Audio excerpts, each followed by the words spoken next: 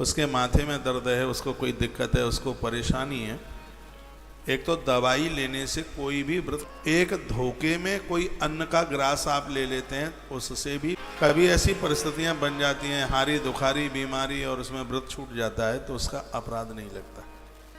वैसे यह भी विधान है, इस ग्रंथ में लिखा है कि मान लिया जाए माँ व्रत करती है, एक उदाहरण के तौर पर उसके माथे में दर्द है, उसको कोई दिक्कत है, उसको परेशानी है, एक तो दवाई लेने से कोई भी व्रत खंडित नहीं होता, ऐसा नारद पुराण में लिखा है।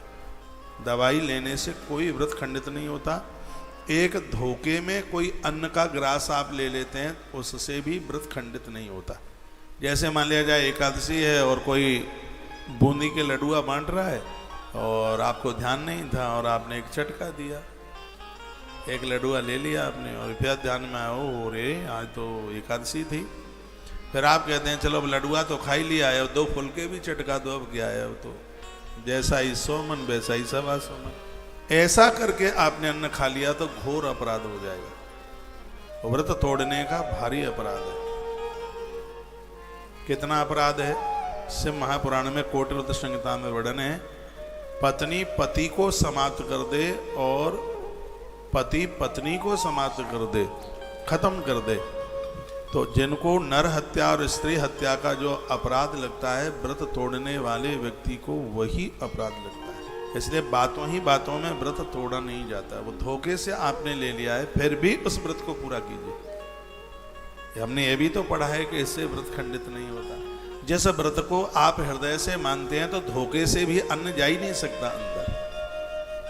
यदि आपको पूरा ध्यान है, मैंने बहुत मंगल करे हैं, आज भी करता हूँ, खैर अब तो मैं अन्न लेता ही नहीं हूँ, लेकिन जब लेता था तब भी मेरा कभी मंगल नहीं टूटा, मेरी कभी एकादशी नहीं टूटी। और आज मैं जो संकल्प ले लिया है मैंने, मुझे लगभग 4 साल होने को है और 4 वर्ष में धोखे से भी कोई अन्न का टुकड़ा मेरे पेट में नहीं गया, धोखे से भी। क्योंकि बाजार की चीज़ें मैं खाता नहीं हूँ, क्योंकि मिलावट ज़्यादा होती है। आपको तो कहेंगे वो खोए के लड्डू हैं, लेकिन वो खोए के लड्डू में खूब मैदा होती है, अरारोट होता है।